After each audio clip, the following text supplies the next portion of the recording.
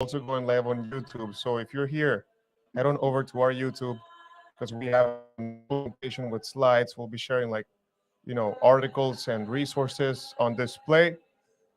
So go on over to YouTube, check it out so you get the full experience. Of course, all of this will be recorded for your viewing at a later point.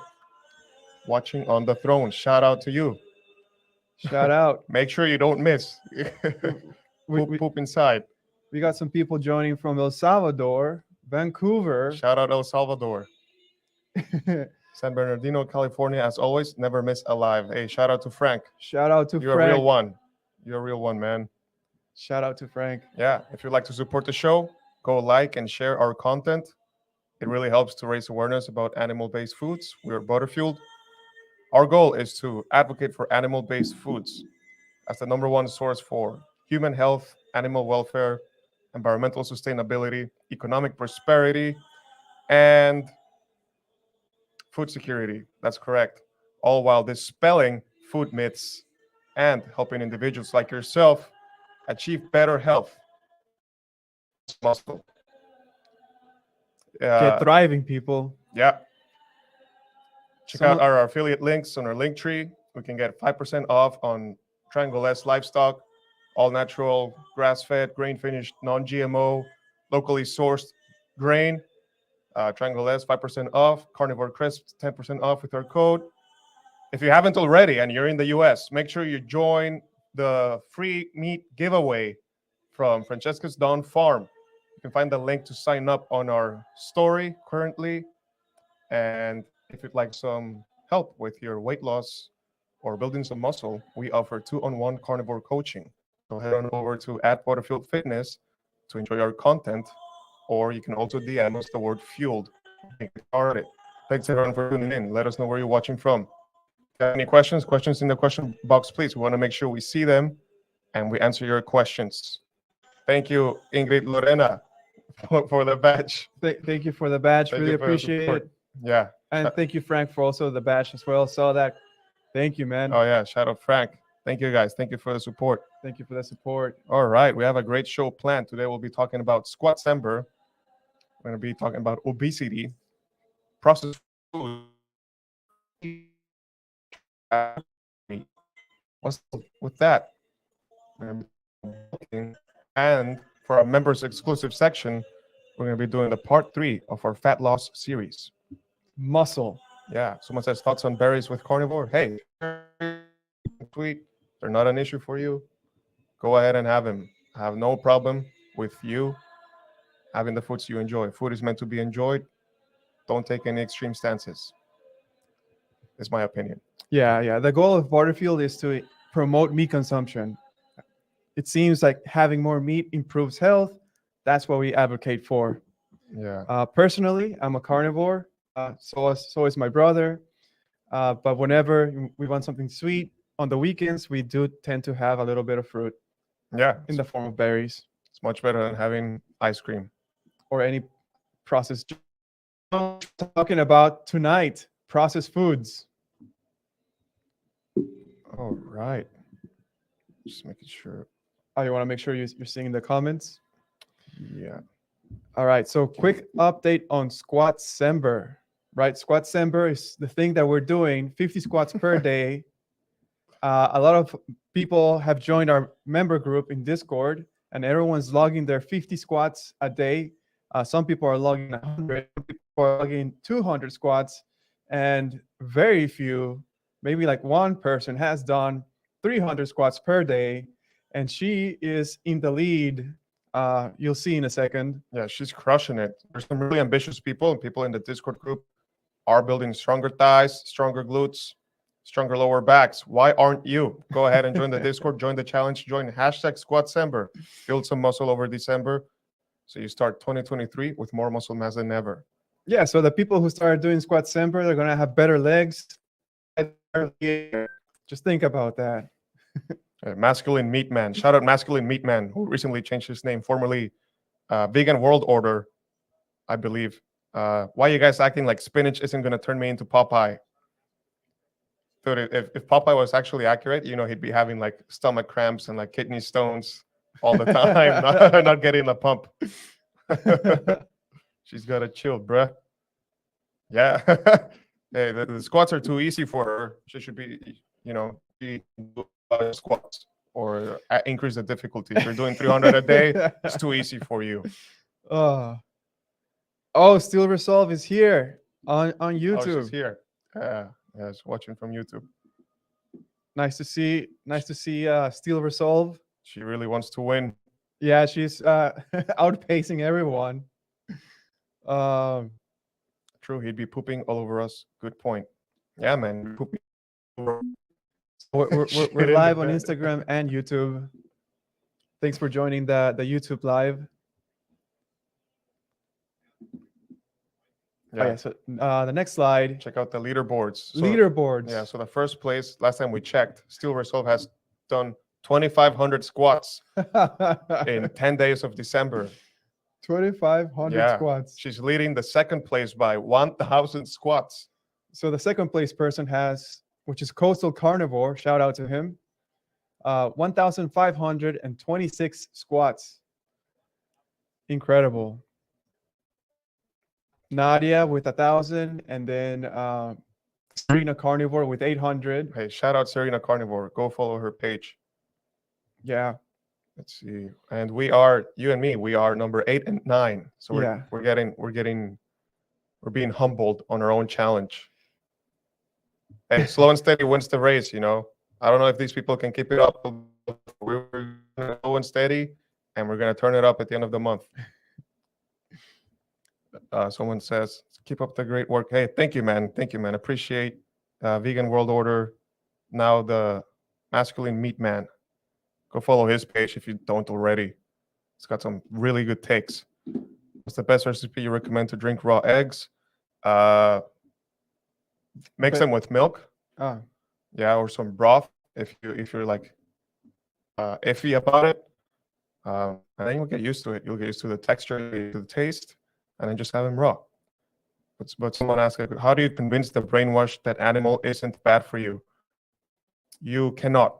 You have to be a walking role model, a walking example of, strength, high quality life. You just gotta be strong. You gotta be the success story. You gotta be the success story. The paradox. But the brainwashed will never believe. So even when the evidence is in front of them, so you just gotta wait till their health crashes, and then they'll turn to you at some point. Hopefully, if they're smart. Hopefully, if their ego doesn't consume them, and not just double down on their previously failed efforts, completely misled by propaganda. What is the best time of day to drink salt water? Anytime you want. What is the best time of the day? Is the best time of day for you? Salt water. We do a pre-workout. Yeah, we'll do some in the morning.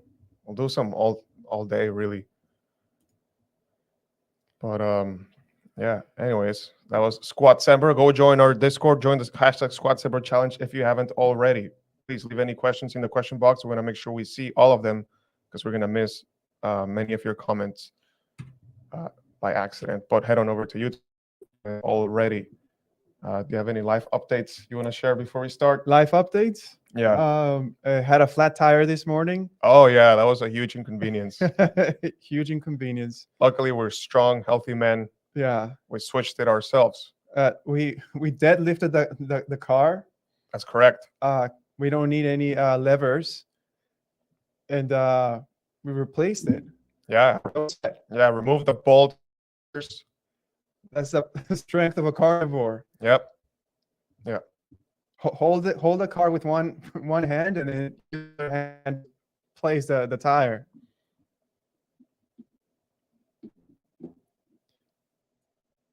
Other than that, those are the life updates. Who's this? What happens in Charlotte stays in Charlotte.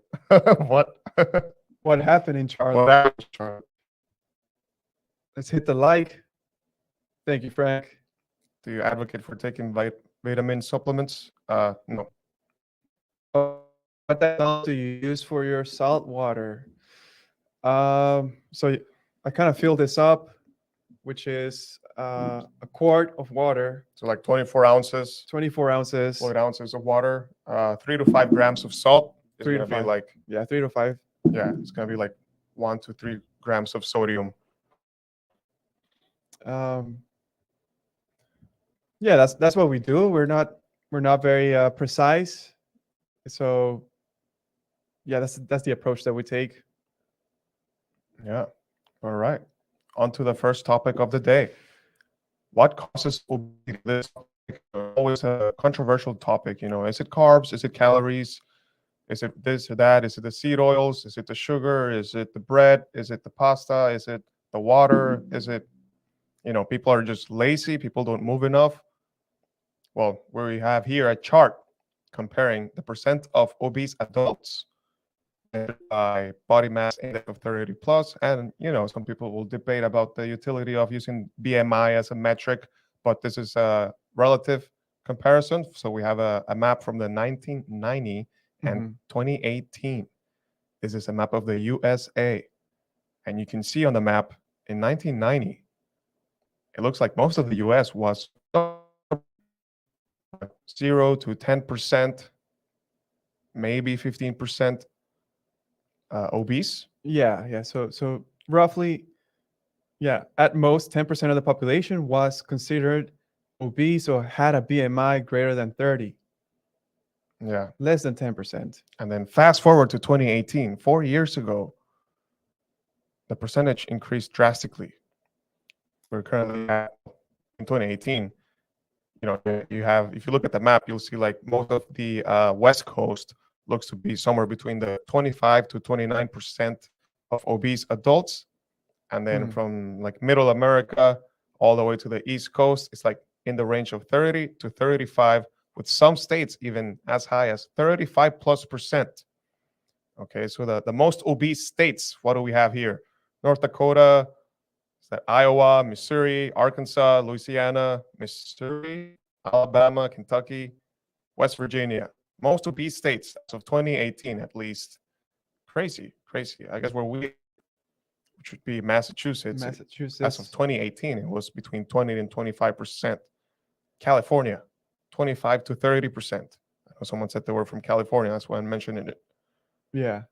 So bottom line, you can disagree about the metric being used, BMI or whatever. You can have your theories about why it has increased in the past decades. So what is actually going on? Is it as simple as just blaming the seed oils or blaming the carbs? So on to the next slide. We have another graphic here we have a chart showing the stunning rise of obesity in America. Source CDC. Yeah. The almighty trusted experts of the CDC, all hail the CDC, and Vox, who made the graph. We have a comparison from 1960 to 2014, and it's separating between men and women. So it seems like we have had a steady rate of overweight men, around 40%. Around 40%, so steady from the 1960 to 2014. But a sharp increase in the percentage of obese men. So roughly from 10% to 35% in 2014. Okay. Extremely obese men from 0%, what looks to be like zero in 1960, to what is that? 5%. And for women, from overweight women, relatively stable at 25%. Across the decades, obese women from 15% all the way to what, 42%? 15 to 42% Yeah, that for looks women. like 42%. Obese women, wow, their percentage is even higher than men. It's gone from like 2% to 12%. Yeah, we'll call that 12. And that's as of 2014. My God, these numbers must be staggeringly Higher now. Yeah, after what happened in the last 2 years that shall not be mentioned.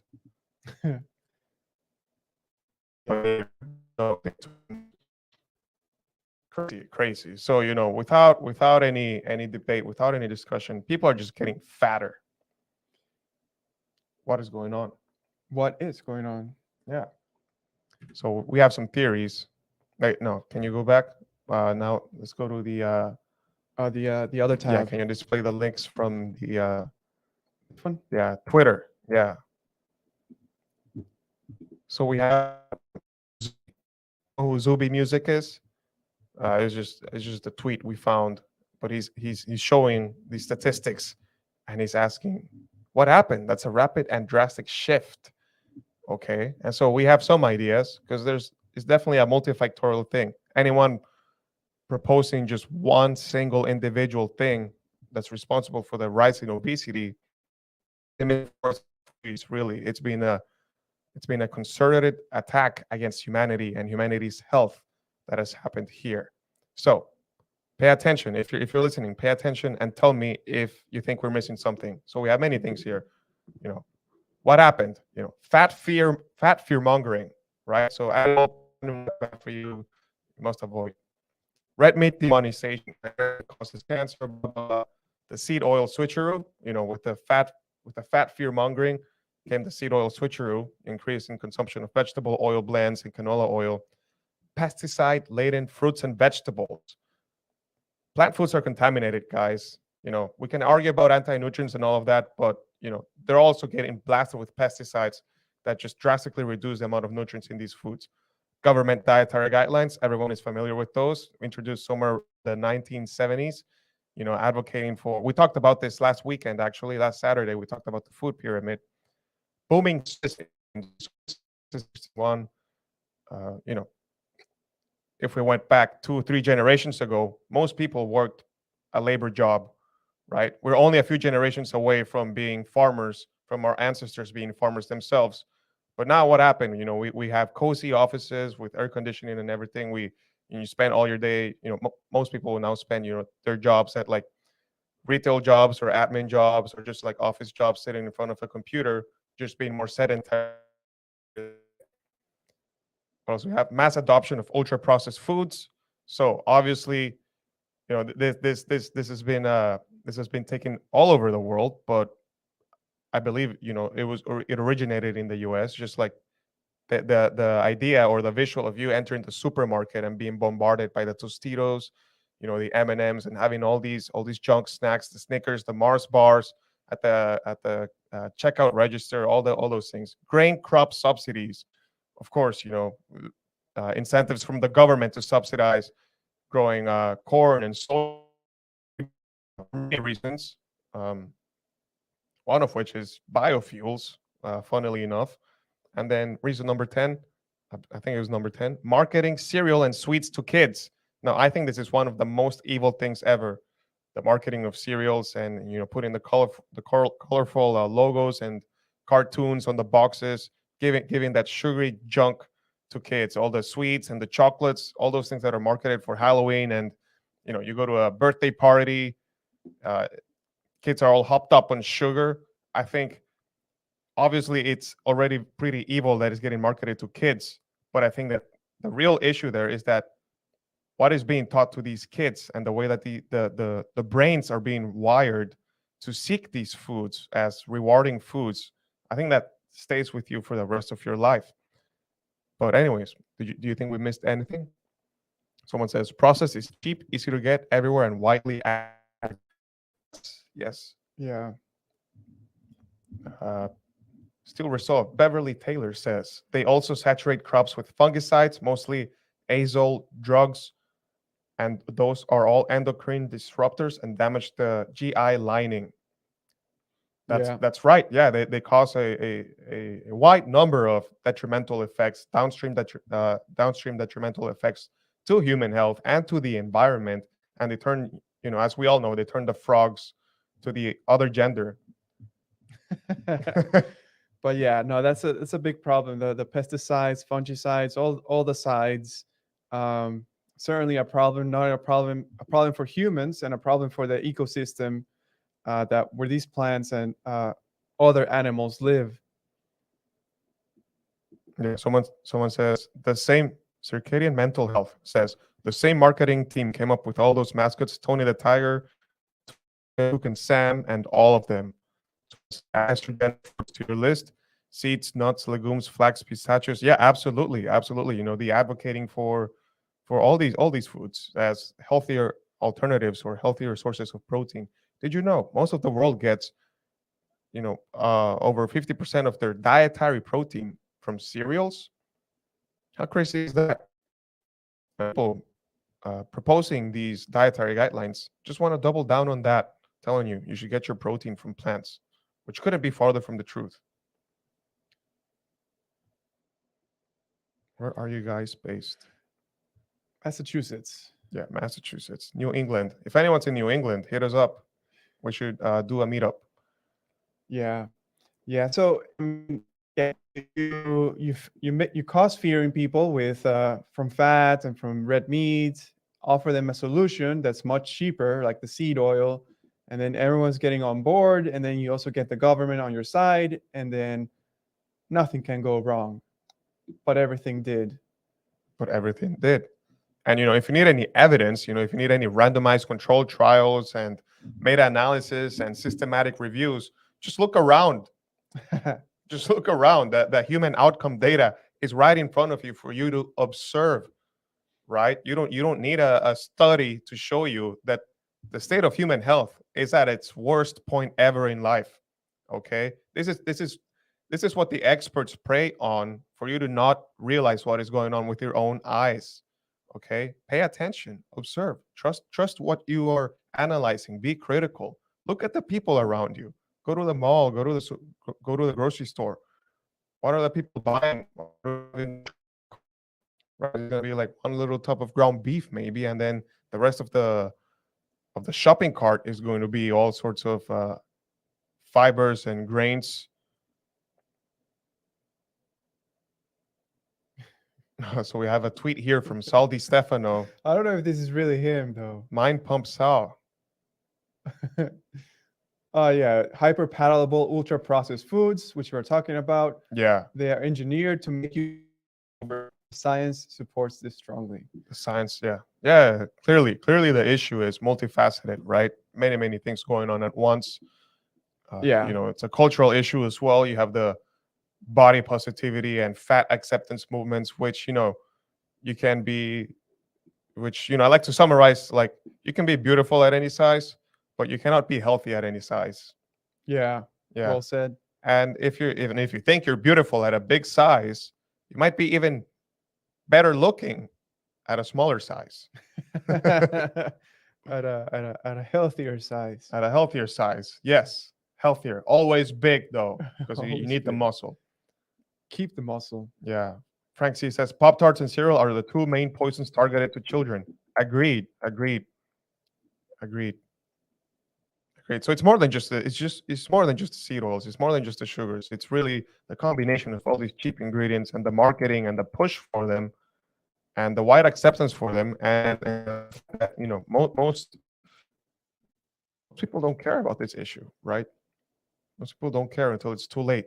Most people surrender their health to the idea that once you hit 40 or 50, you just your liver's gonna like stop working properly, so you need to take pills. You need to take the statins, by the way, I think it's like 2 of the most prescribed drugs in the US.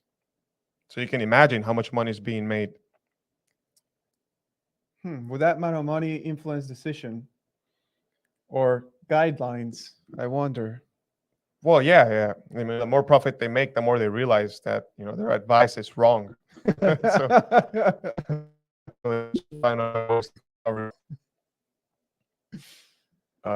God help us says bioengineered foods now are corn, alfalfa, cotton, potatoes, eggplant with mRNA.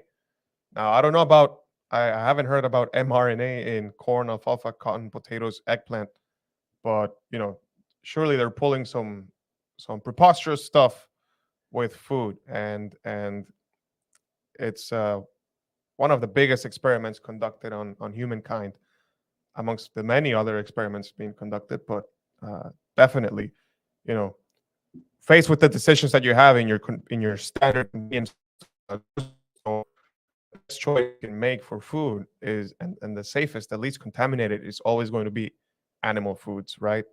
Especially meat. Those are your best choices. Especially red meat. Yeah. Animals got your back. Because, I'm not going to start bashing on plants. I don't like to do that. But the fruits and vegetables, even the organic varieties, they will be heavily contaminated because it's in the soil, it's in the water, the heavy metals from all the chemicals. and at least animals will act as a buffer in between that. Okay, so faced with those decisions, we have to make an informed decision as a consumer. Hola from Utopia, Texas, new carnivore, 48 years old, and in just weeks I'm healing up. Glad I found y'all. Shout out Rebecca. 44. 44. Keep it up. That's Keep what it up. that's what this is all about. Welcome to the carnivore movement. Yeah. Any more chats? No. No. No. So we'll move on to the next topic, right? Ultra processed foods. Since we're discussing obesity, it's fair that we blame ultra processed foods. We bring them up. Hey, the ketologist says, "Great work, guys. Thanks, man. Shout out the ketologist. Ketologist. Go follow him." Ultra processed foods. So what is an ultra processed food, right? This word gets thrown around a lot, and then you'll have the people who defend processed foods be like, well, it's processed, even water is processed. When we say ultra processed foods, we mean mostly, almost exclusively packaged foods that use many ingredients, right? So it's more like a food-like product. Okay. Food like, yeah. Yeah, and here on our slides, again, we have a presentation. If you go check it out on YouTube, we have actual slides with like graphics and images, so to put together a more a better presentation for you all. A lot of effort. We have a picture of the 4 categories of processed foods. Okay, so imagine we start with the unprocessed food, and in this example, we have like strawberries. The whole food, strawberries being an unprocessed food. Then we have a processed food, would be like strawberry jam. Okay, so it's been added, it's been manipulated in a way, and it's been added something. So going from a strawberry to a strawberry jam, I don't know the recipe, but I believe you basically heat it with some sugary water. So you're adding sugar and water, and then it kind of just like gels up, right? You make jam. Boom, processed food. Now, how do you go take that a step further? And you have like a Pop Tart, a strawberry Pop Tart, right? So now that would be ultra processed food, because now you're mixing the strawberry jam with, wheat flour and whatever other ingredients, whatever the Pop Tarts from God knows what, probably, seed oils and all the worst things, and who knows what gums, and probably, I don't know if they add any synthetic fortified vitamins to these foods, to Pop Tarts. Probably. Probably, Just as a selling point. Yeah, it's because it's healthy for you. I haven't looked at a package of Pop Tarts in years now. Yeah. Yeah. So there you go. Unprocessed, processed foods, ultra processed. And in this example, we also have like a processed ingredient, which is in this example, honey. So I suppose it's processed because it gets filtered, and most honeys will get heated Yeah, and yeah, like- filtered. yeah, And like so that's like the processing of an ingredient. Yeah, Okay. regular honey. Yeah. But the main takeaway is there's different extents to which food is processed.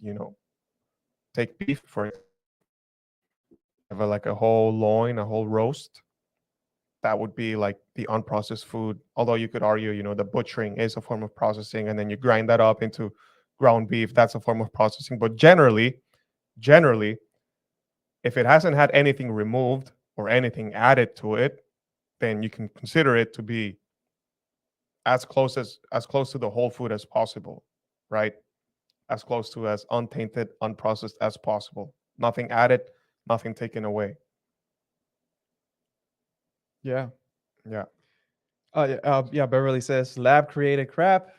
Yeah, that's a Yeah. easy way to tell.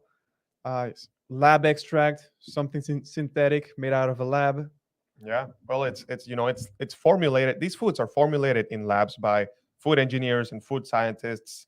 It gets optimized to be mass produced, and then it gets mass produced in a factory, and then packaged and sold to your kids. Yeah, Pop Tarts are garbage. Yeah, Matthew says Pop Tarts are garbage. Yeah, but that's what they feed kids for breakfast in public school. Yeah, it's truly tragic, and I think besides the nutritional inadequacy, I think it's just setting them up for failure down the life, and to have sort of issues with their dietary habits and the way that they deal with their emotions and emotional eating. Oh, Frank here posted the ingredients. Pop-Tart ingredients. Yeah. Enriched flour, wheat flour, niacin, reduced iron, vitamin B1, thiamine mononitrate, vitamin B2, riboflavin, folic acid, corn syrup, high fructose corn syrup, dextrose, soybean, and palm. So Oil, I assume. yes, soybean and palm oil. So they have corn syrup. On top of it, they add high fructose corn syrup, and they also add dextrose. All three different kinds of sugar. Yeah. For what purpose? I don't know. Part of the food science. How do we make this as addictive as possible? Yeah. There you go. Just throw a bunch of sugar at it and other oils. Oh man, it continues.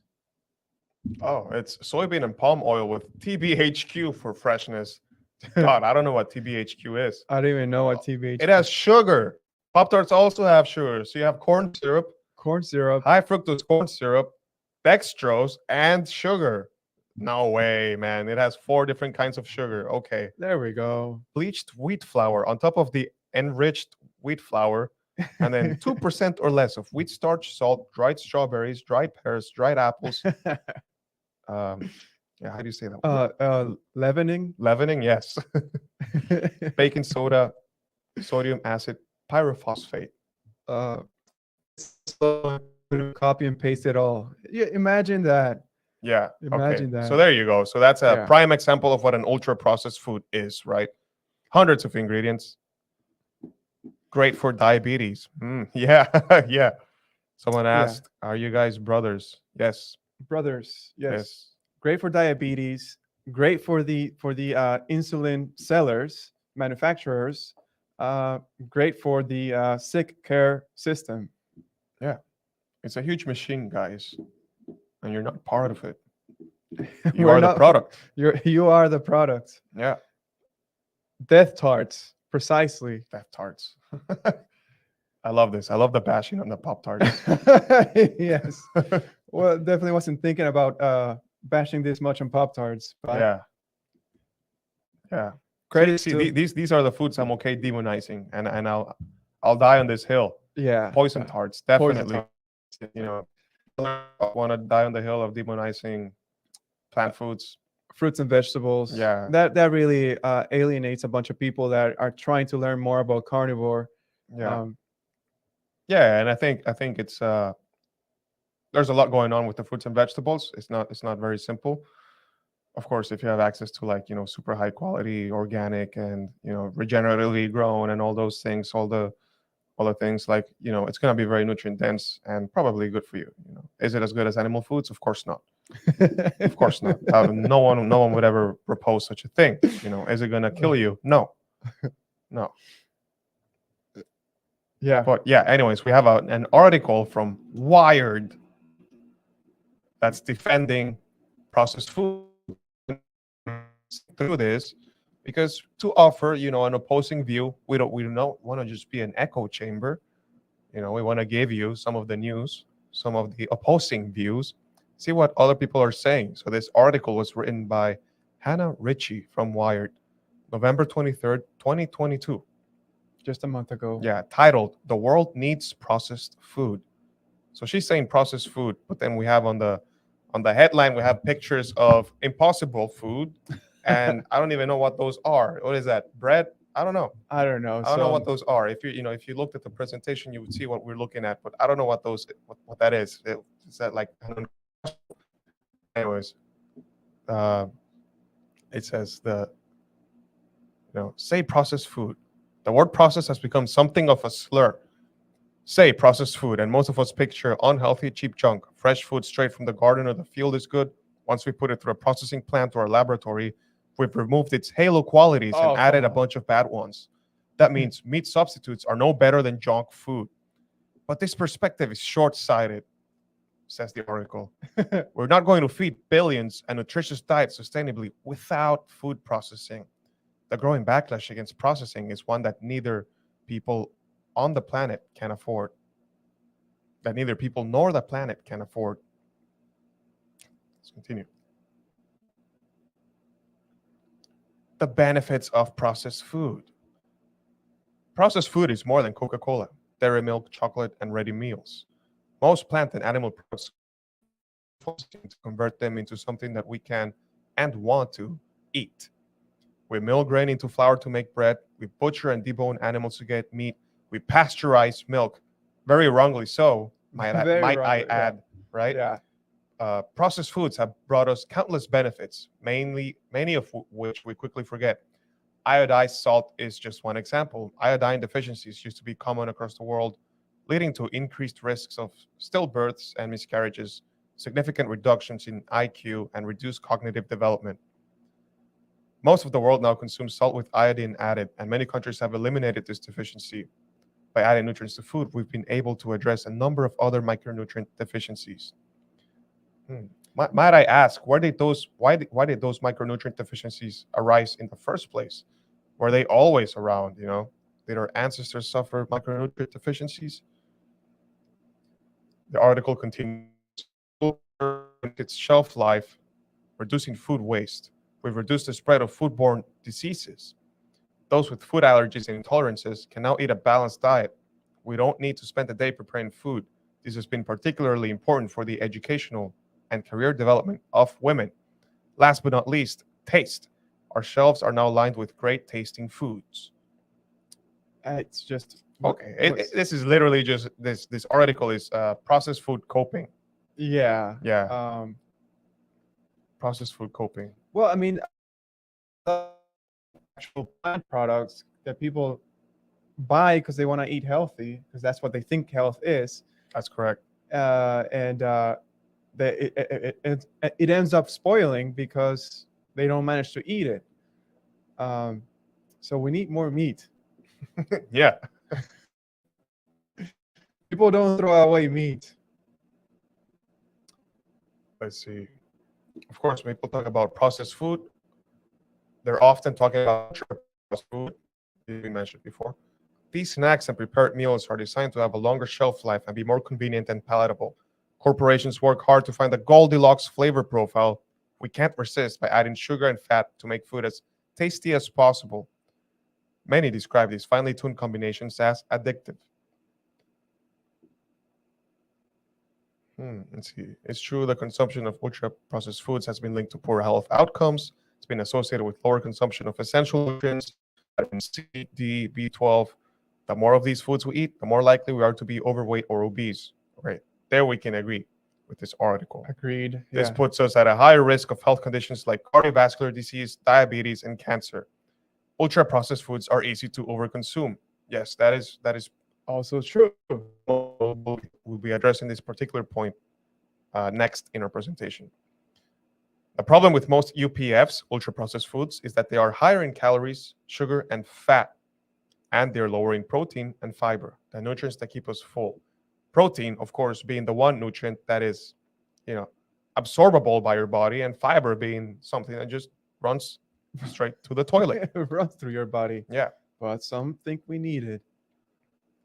But this isn't inherent to food processing itself. What matters is what corporations add to our food.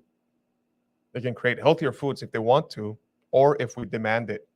So this is pretending we can outsmart nature, or that we can recreate nature. Nature is already providing for us.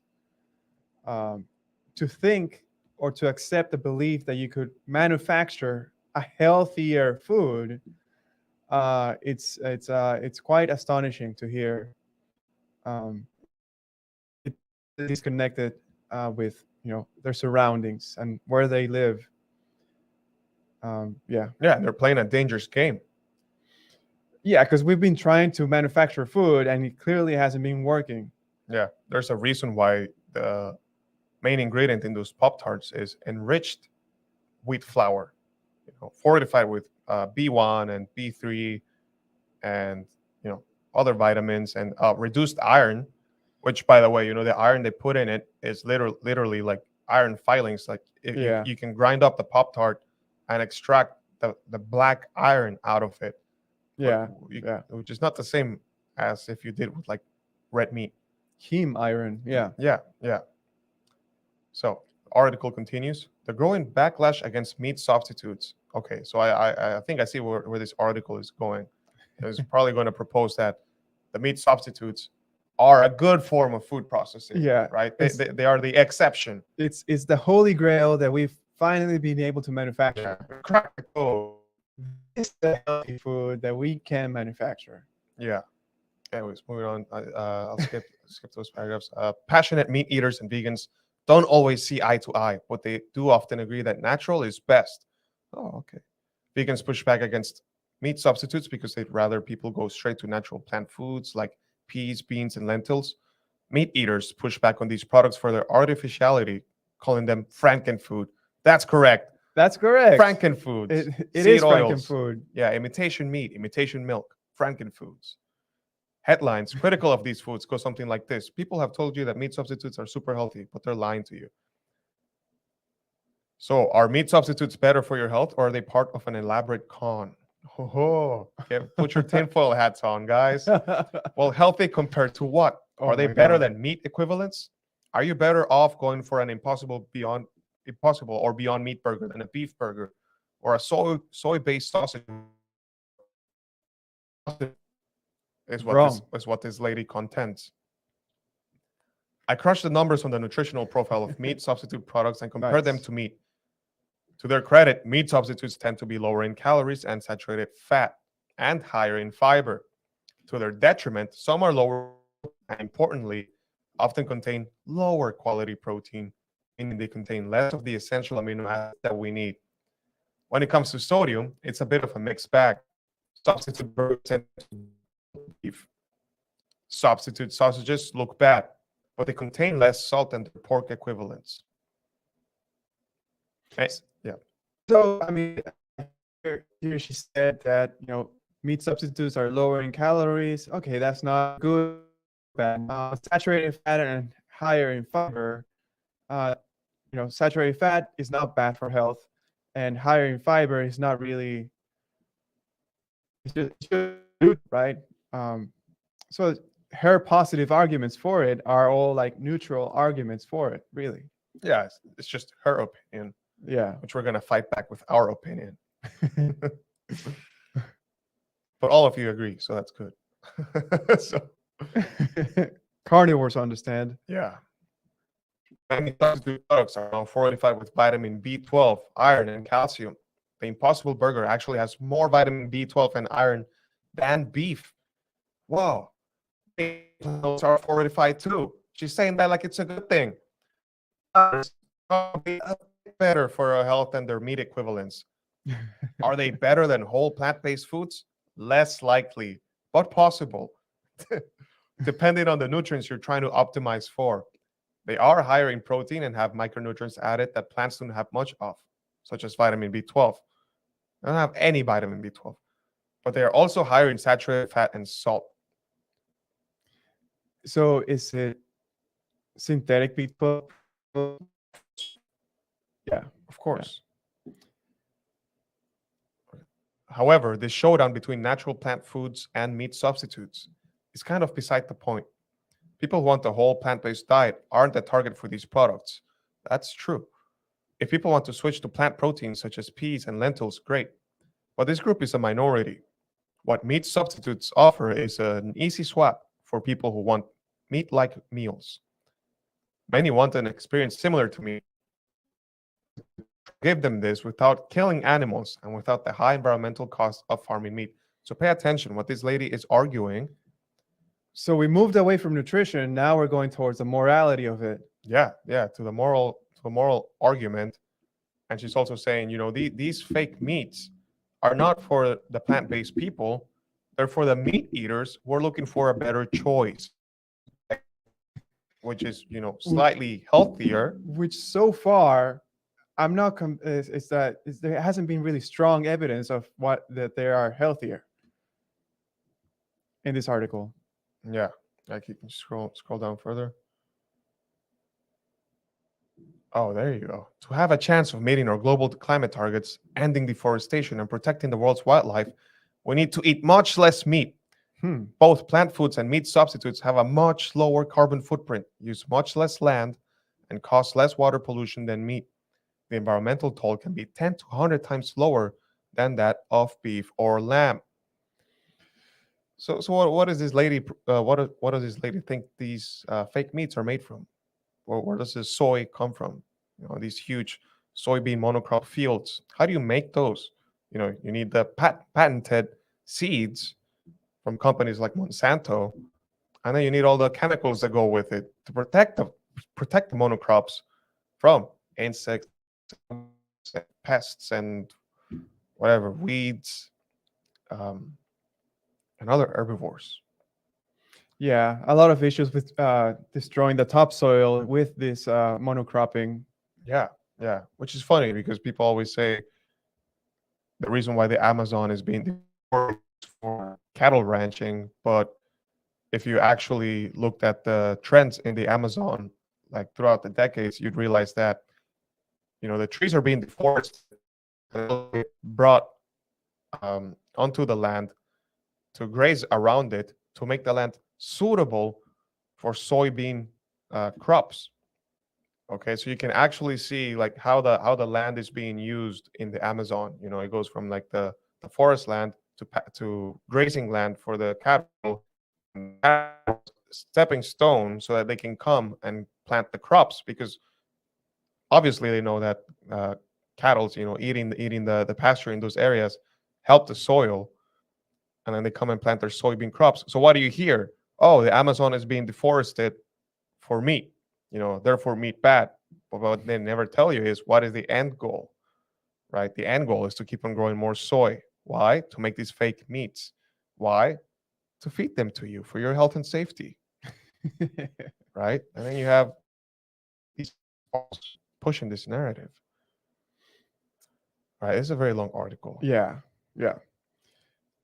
Is there a conclusion? It's not the process; it's what we add that matters. Yeah.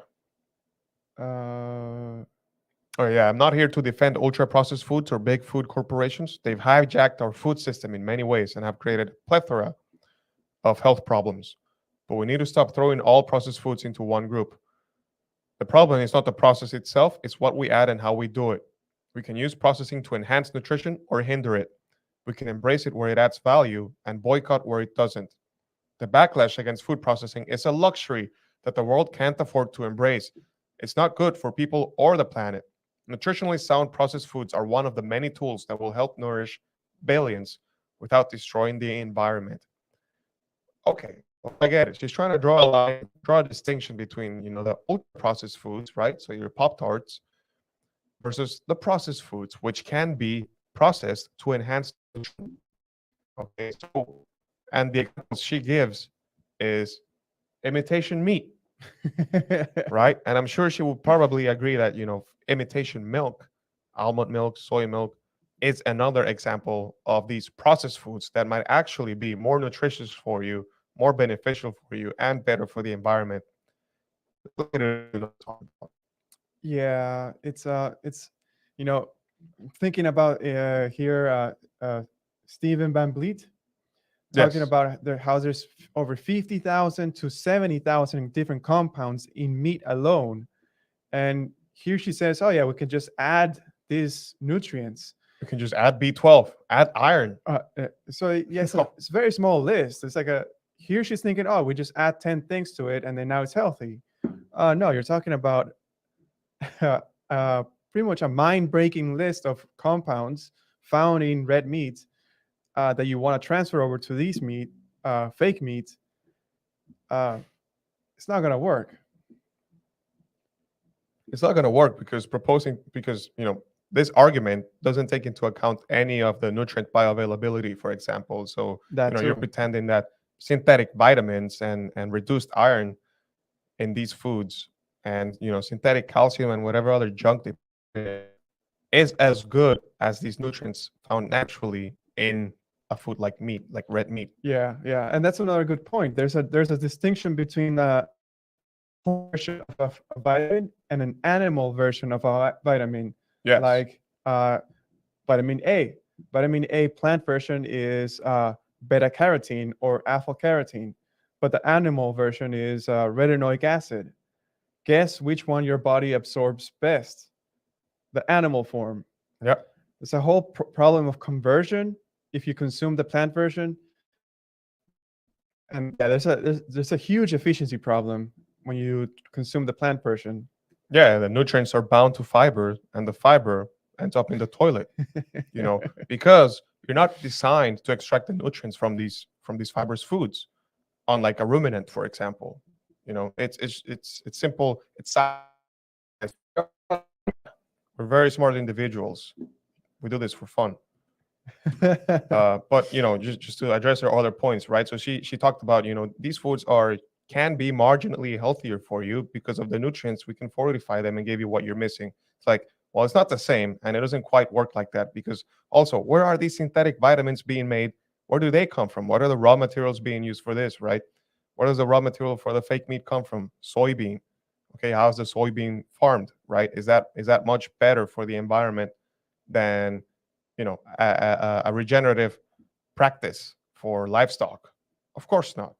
Of course not. Anyone who would argue otherwise doesn't know what they're talking about. And then, what other argument did she mention? It's just being against food processing is a luxury that we cannot afford. Okay, so it's just for like building factories all around the world, energy intensive factories, monocrop agriculture, and sort of a pharmaceutical complex that manufactures all the synthetic nutrients.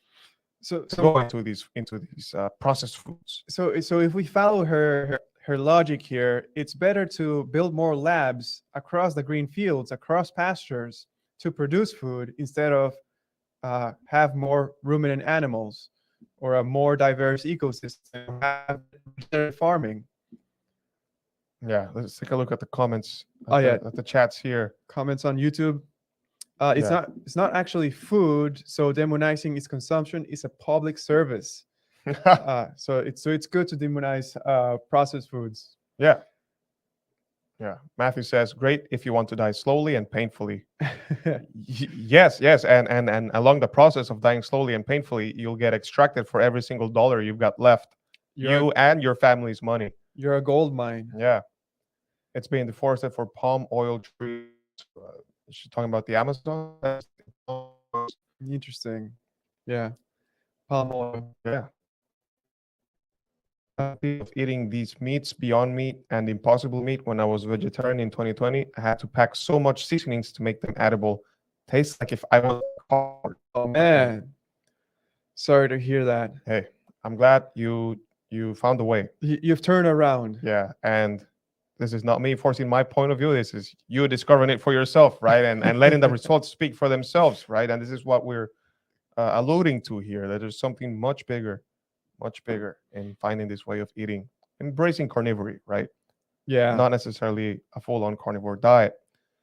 Beverly says, I'm allergic to a bunch of stuff in fake meat, like most processed foods. Beverly, she's like the canary in a coal mine. Yeah. If you want to know what food is not good for you, she'll have a reaction to it and then tell you. Yeah. Nut milk crops have a way bigger environmental detriment than dairy cows. Absolutely. Just growing nuts like almonds, for example, requires so much water.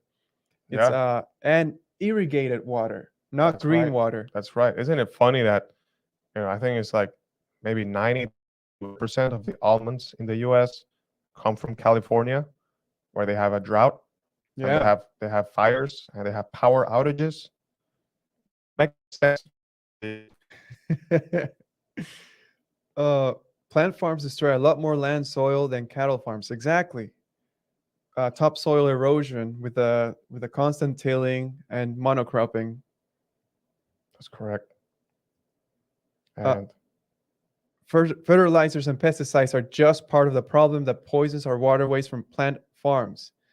Exactly. Yeah. A lot of the heavy metals that we see, a lot of the chemicals that we see are byproducts that happen from these processing facilities that she so happens, the writer here in the article happens to advocate for. Yeah, yeah. So mercury, lead, cadmium, arsenic. Arsenic. Yeah, four heavy metals. They're found even on organic varieties of fruits and vegetables. You hear that? That was pretty concerning. So we covered this. Was it our first or second episode? Yeah, Uh, first or second about. yeah, we covered the heavy metals found in baby food. That heavy metal contamination in our foods, even organic varieties. Okay, so you Yeah. think you're safe? It's not my intention to scare you, but to make you an informed consumer. Yeah.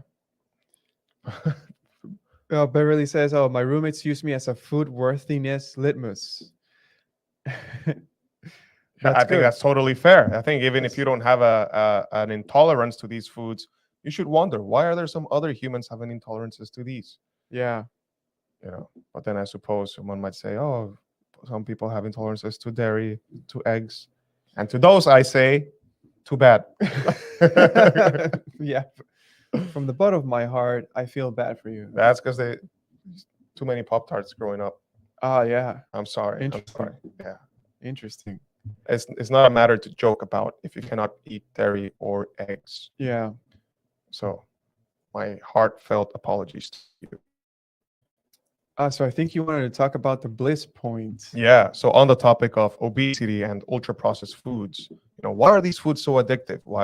Why do these companies, the Unilever and General Mills and P&G and pick your company. Why do they hire PepsiCo, Coca-Cola? Why do they hire food scientists and food engineers? You can go look for the openings. Just Google food engineer at food company. Right? What are they do in the labs, right? You'll find these guys work in formulations. They formulate the products, right? They're finding the supply chain, the raw material providers, and the ingredients that they can try to use, and they'll usually try to do switcheroos so to make their food products cheaper to make, right? And but then, anyways, they'll formulate to optimize for the bliss point, and the bliss point has to do with the palatability of the food. Okay, so the bliss point we have here. Bliss point is the hedonic reward provided by foods or fluids that are pleasant to the palate. And then definition number 2. The bliss point is the perfect and almost magical mixture of sugar, salt, fat, and level of crunchiness in your mouth that will strike the gong on your brain's dopamine receptors. For example, in other words, it'll make you experience a moment of relief and pleasure. The bliss point is also known as like the dopamine rush effect, the gong effect, or the slot machine effect, right? So basically, you're talking about a chemical in your brain that makes it very satisfying for you to consume these foods to the point where the brain is asking for more of them. Foods, they're optimized to exploit this effect in your brain, to exploit your neurochemistry, to have you come back for them. Can you put the next slide? And here we have a picture from an ad from Pringles that says, once you pop, you can't stop. And you'll find many packaged foods and snacks have slogans like this, like, oh, you can't stop at just one, or some slogan of that nature. Pringles, once you pop, you can't stop. They're telling you to your face. It's because they figured it out. They're telling right to your face. Yeah. You can't stop once you have this. Yeah. Apparently, Pringles were rated like one of the easiest foods to overconsume. Oh, yeah. Yeah, and it's interesting because I don't remember when the last time but I remember when I ate Pringles, one side of the Pringle is like super salty and the other side is kind of bland. Oh, yeah. Yeah, so it makes you wonder, it makes you want to eat it always like one side down on your tongue. Then if you have it on the other side, it won't cause that dopamine effect, dopamine rush, right? So they kind of play tricks on you, right? So you see how this food is engineered. It's like heavily seasoned on one side, but not the other. Yeah. Yeah, and then the crunchiness and the texture and all those things. Oh, everything is planned. Yeah. Okay, and it's done. This one wasn't as condimented or whatever, so you have to go get the other one to Yeah. get that taste. and then you get it, and you're like, oh, that's nice. And then you grab the other one, you don't get it. You're like, oh, I have to get the other one. Yeah, it creates that anticipatory effect. Anticipatory effect. Yeah. So Oh, big I'm words, sure it is. man. Yeah. Rob Wolf talks a lot about this. Oh, yeah. How in like bags of Doritos and then chips, they will actually distribute like the flavor concentration Hmm. uh, differently across the chips within a bag. So some chips are more seasoned than others. So that you grab that first Dorito, you're like, man, this didn't taste like much. You grab the next one, it's like an explosion of flavor, more flavor in one bite than any of your ancestors ever. Grab the next one, it's like, oh, it wasn't as the previous one, and Yeah. and so you go on and on because you need to get that kick again. Yeah. Wow. Yeah. Wow. And so I think one of the biggest issues of this engineering is when it's being fed to kids. So the way your brain works, right? You create like these neural pathways, and then the more you use them, the more like cemented they become in your patterns and your habits and your behaviors.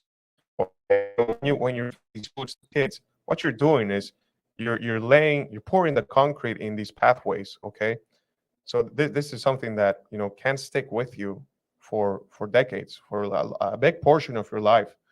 Okay, and it's an issue because that leads to you actively seeking these foods and craving these foods because it's what your brain knows, right? And you stop recognizing what real food is. Okay, and that's all part of the plan because then you won't because then you'll have a steak, and of course it's not as palatable as like an overly seasoned Pringle chip.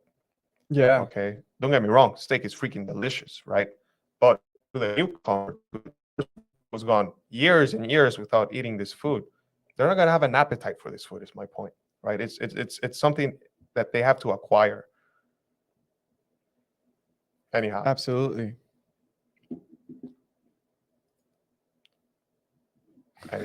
yeah, that concludes the ultra processed food topic. Ultra processed foods. Yeah, the bliss point.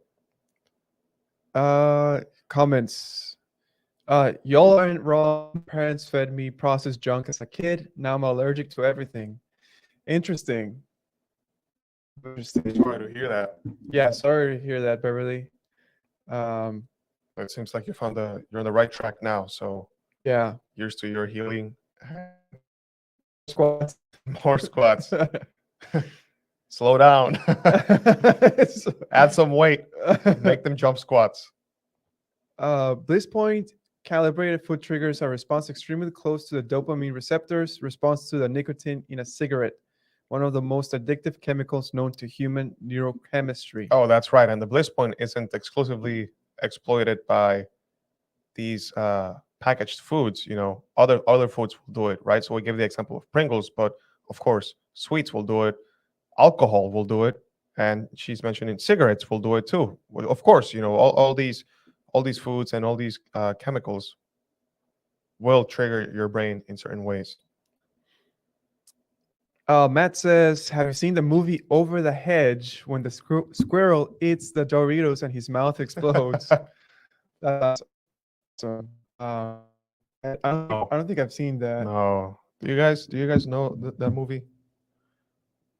Over the Hedge.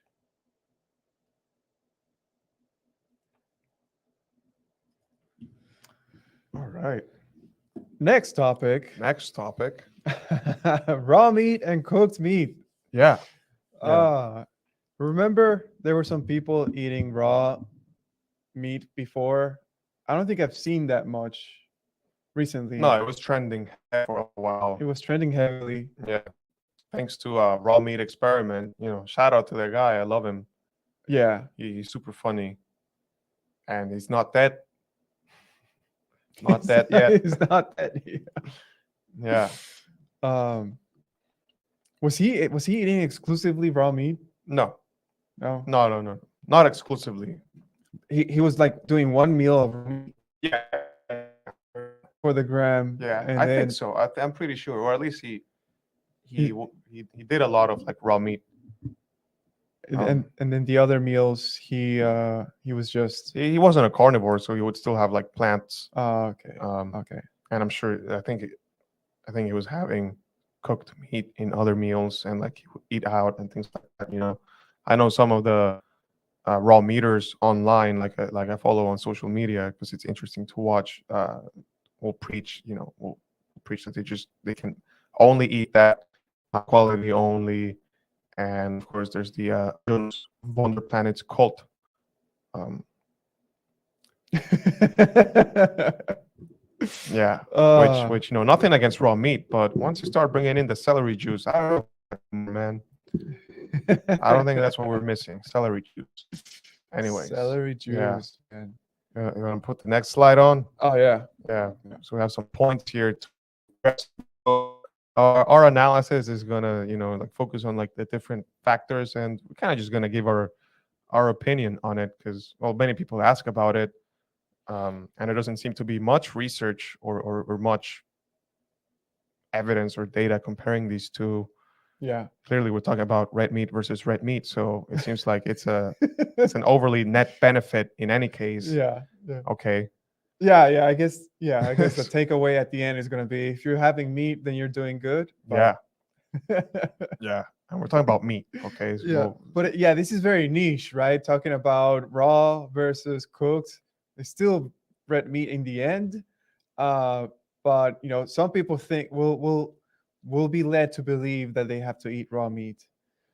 So we're gonna talk about it. So the first point is taste. Taste. Right. So the taste difference between a cooked steak versus a raw. Is there a taste difference? Guys, let us know in the comments. What do you think? Me personally, I think the taste of cooked meat is much, much better. Agreed. I'm in the same boat. That doesn't mean I wouldn't eat or enjoy a cold ribeye or a room temperature ribeye, but I don't find that as palatable. I would definitely not find it as palatable. I think the flavor of the raw meat is more subtle. It's more subtle. I would describe it as subtle. Yeah. Yeah, so someone says humans didn't evolve on raw meat. There's that argument too. That's cooking. True. That's true. That we'll address that in the following points. Yeah. Yeah. But as far as taste, one of the curious things about the raw meaters is that they won't add salt. They can get all the sodium from the meat, which sure there might be marginally more sodium, but I'm of the camp that people are not eating enough salt because all the dietary guidelines is from salt and they make you fear salt, right? They've been scared of salt. Yeah. But historically speaking, humans have never consumed such little salt than they do today. We're at like historical low amounts of salt consumption because in the past, people would consume more salt. Salt was used before refrigeration. Salt was used to preserve food. Now, sure, they would wash the food before they ate it, but obviously, some of the salt, these foods were covered in salt, so the salt was going to be absorbed into the meat. It's kind of like brining. Yeah, exactly. Brining the meat. Yeah. Okay, so just by default, like your sodium consumption would have been significantly higher. Okay, so there's that. I like my meat cooked and salted, and that brings us to the second point: smell. Smell, right? Smell is a big indicator. I mean, what does raw meat smell like? Yeah. And this is important. I just want to highlight this is important. We start with taste and smell because, well, what does your intuition tell you between raw meat and cooked meat? Okay, so what is your direct observation before you ask for studies, before you ask for what a Jonas Wonder Planet says, before you ask for whatever, right? What does your intuition tell you? What does your direct observation, tell you? Smell. If your neighbor's cooking a barbecue and you get a whiff of the barbecue meat, man, you're gonna get hungry. I don't care. Like, if you're a vegan, you're gonna get ravenous, right? You're gonna be like, I need cheese sticks. Yeah. You get hungry, and you also think, hey, that person's having a good time. Yeah. You know that. Someone from across the neighborhood, you're like, someone's having a good food. And they're grilling meat. They're not grilling onions, even though grilled onions smell good, in my opinion. Yeah. But they're not grilling kale, right? They're not grilling celery. You can tell they're grilling meat. So there you have it. I think go smell raw meat. I mean, it's raw meat. Yeah, yeah. I mean, I guess it kind of brings the smell, kind of enhances the sense of community around a meal. Hmm. It it makes you more attracted to the food. That's not going to happen with raw meat. Um, no one's going to smell that. No. No. Then crushed 52 G19 crushed a 52-ounce porterhouse. Let's Man. go, man. That's a spirit, man. Man, that's a lot. I'm very proud of you. Yeah. Big man. Eat big, get big. That's Yeah. what's up. Shout out Yeah. Cam G19. Yeah. We had a New York strip, 24 ounces, and we have Yes. another one that we're gonna have after this. Yeah. It's waiting for the post show. Post-show reward. Yeah. In terms of heat, right? Heat. Hot food just tastes better. It feels better when you taste hot food. We had heat sensors, heat receptors in our tongues, in our mouths. As there's something more rewarding about having a warm meal or a hot meal. Hmm. I don't think you can get that with raw meat. Yeah, no. But I wonder, just to, play the other side, is that because we've been indoctrinated? We're creatures of habit. Yeah. Is that because, most meals, most foods you eat for a meal are hot, but then, when do you have cold food? Like dessert, ice Mm, cream? mm, Like that's it? true. I don't know. I'm just asking the question. But I certainly think there's, there might be a seasonality aspect to it too, right? Oh, what's available in the winter? Yeah. So in the winter, you definitely want a warm meal to keep you warm. Then in the summer, maybe you'll have some raw meat to stay cool. So enjoy a cool raw steak. Yeah. Yeah, cool down, and then enjoy your meal. All right, volume. Okay, so this is This is an interesting one, right? Because yeah. raw weight is greater than cooked weight. Hmm. Because with the cooked meat, you are cooking off a lot of the water in it. So in terms of eating it, you are consuming higher volume if you're going the raw meat. If you're having raw meat, you're consuming a higher volume of food compared to cooked meat. You're consuming a smaller volume of food. Yeah, and that's one of the arguments here. The raw meat like makes me feel more satiated than the cooked meat, and it's like, well, no duh, like like 20 to 30% of water weight is lost, of like the net weight is lost when you cook food. Funnily enough, carnivores will also report like, oh my god, I feel so satiated eating only meat, because Yeah. protein is one of the most satiating, well, it is the most satiating macronutrient, and of course micronutrient dense foods as well. um, so you kind of hear the same argument from the raw meters versus the cooked meters. Okay, so Yeah, that's funny because you go into carnivore and then you're like, oh wow, I'm so full and so satisfied and it tastes good, and then you go to raw and it's like it's the same thing. It's so so there you have it. there you have it. Yeah. Aesthetics, what looks better? Aesthetics. Um, I'll admit it's very pretty to look at a red ribeye or red steak overall. It's very pretty, but it's also pretty to look at a seared steak. Oh yeah, a nice sear, definitely. Yeah. A nice medium rare steak, oh my god, that's art. But red is the color of passion, right? Passion, yeah, Or something like that. of love, Of love. and we love ribeyes. Correct. or red meat. Oh, there you have. There you have it. Yeah. No winner. It's just, Yeah, both know, look good. yeah, it's meat, man. Like nothing against meat. Absolutely zero. Okay. Yeah. And then the last point we'll touch on is the nutritional profile. Okay. So this is a big one. Again, the raw meaters will say, like, oh, why are you cooking all the nutrients away from it? It's like, bro, chill. You're cooking off the nutrients. Yeah, It's relax. like, oh wow, how did I ever live to this age? Yeah, you're destroying the proteins. It's like, first of all, denaturing the protein makes it more bioavailable and absorbable.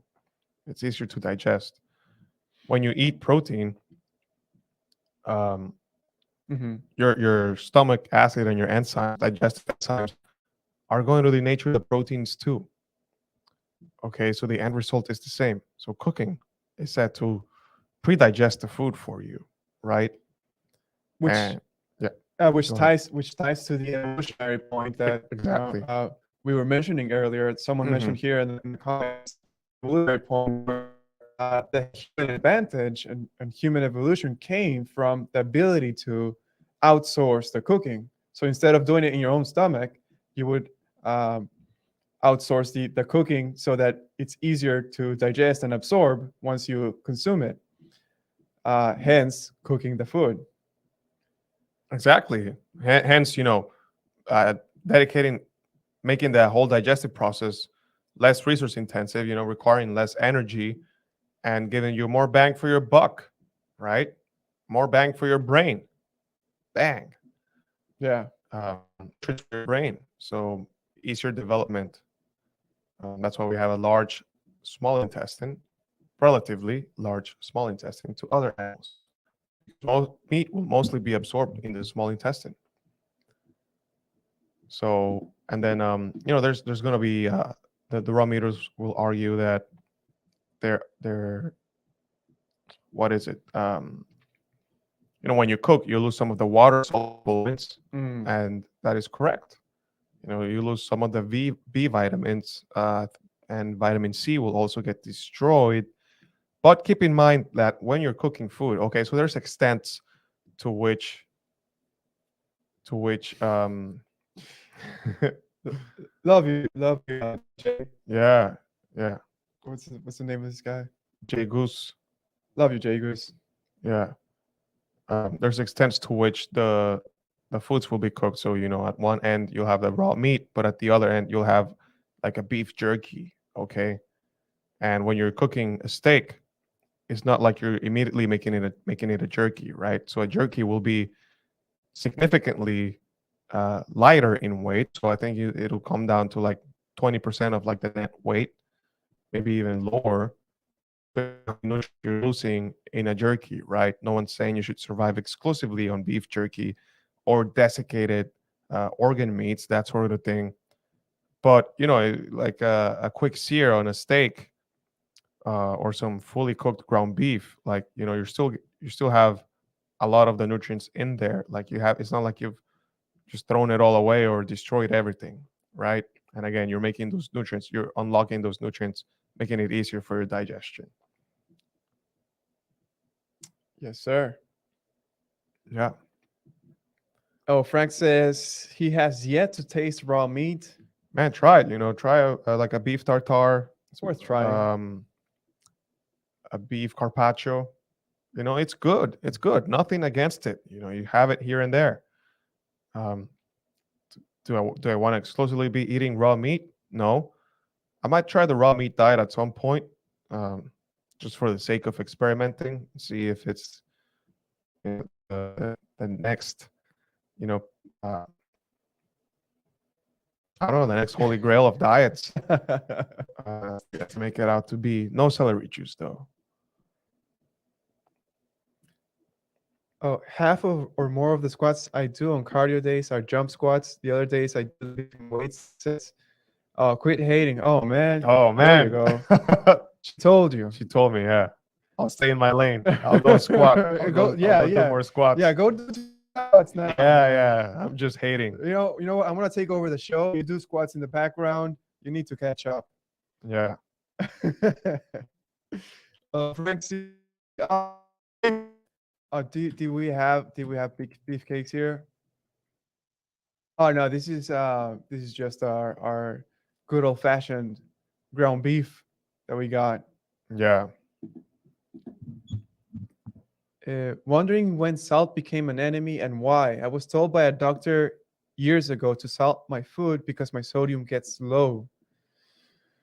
Yeah, when did salt come? I remember looking it up about salt being bad, being marketed as bad for you. Yeah. Probably with the heart attack scare and the, cholesterol, fat fear mongering, all that kind of stuff.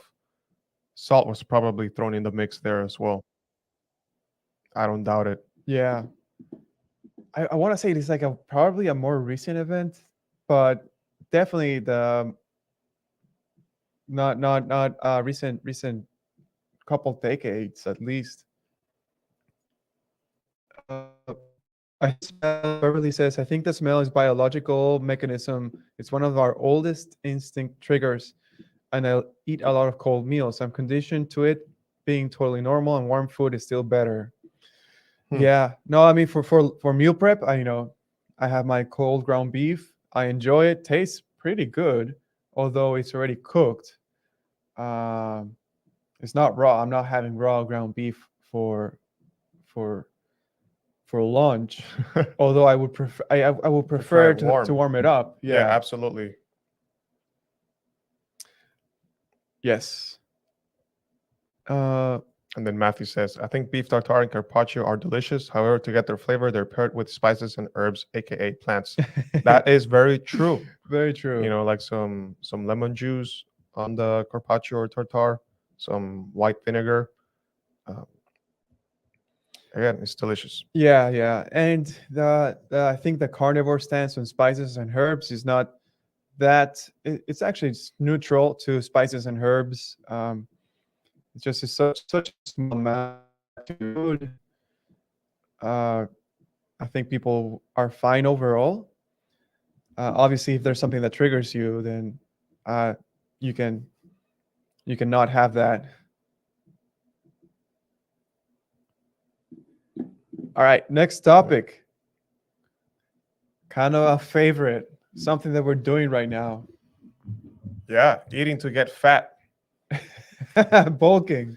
Yeah, not really. Yeah, yeah. So the concept of bulking, people probably find carnivore thinking fat loss.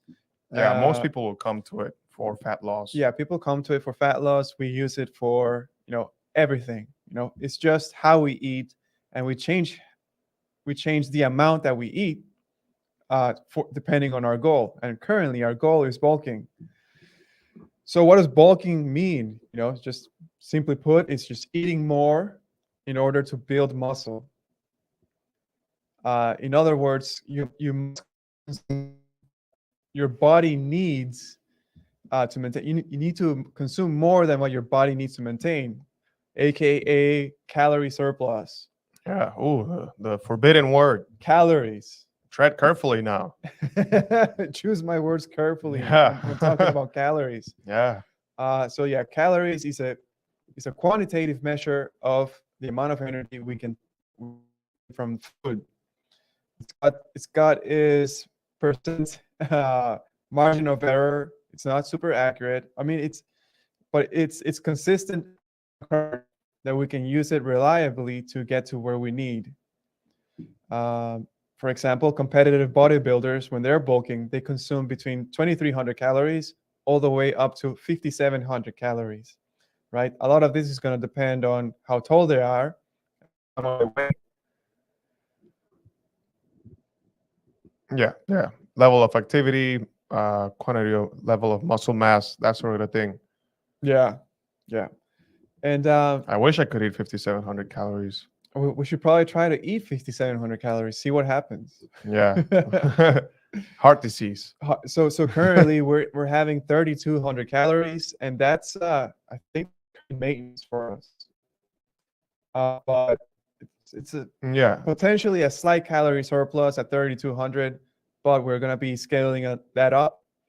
But when you're bulking, things that matter is the quality of food, the quality of the workout, right? You need the proper stimulus to build the muscle, because otherwise it's gonna, you know, it's gonna be put on in unfavorable places.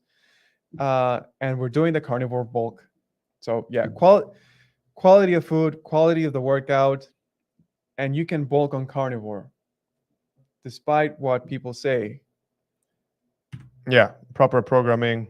Wait, what else was there? There was one more point, no? Oh, carnivore Yeah, bulk. the carnivore bulk. Yeah. Yeah. So one of the mistakes many people do when they're trying to put on muscle mass is being afraid of gaining some fat. Gain some fat. Yeah, which is just going to happen. You need the raw material to, you know, chisel that statue, right?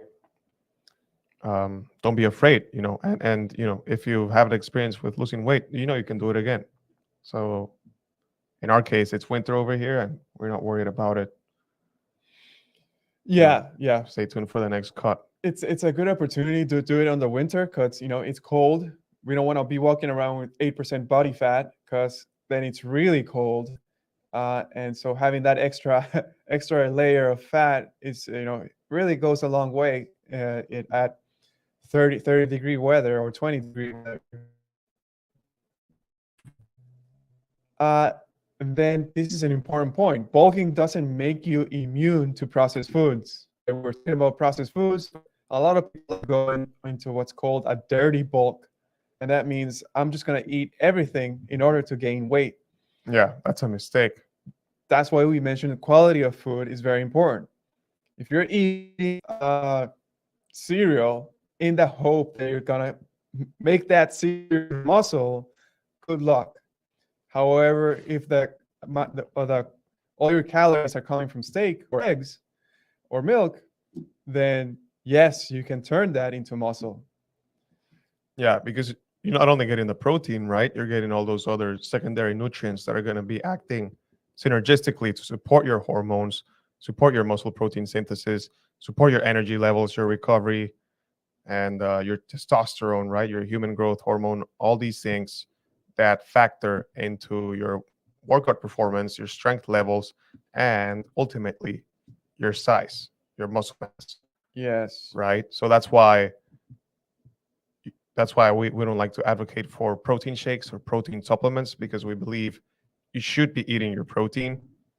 You should be eating more protein. If you eat a protein shake, you should be eating more protein. I understand some people struggle with eating enough animal foods, Yeah. but before you turn to the powder as a solution, what we're proposing is put a solution in the food, right? Yeah. Because you'll be getting more benefit, right? You'll be getting the extra benefit of the synergistic effect of all those nutrients. Yeah. Yeah.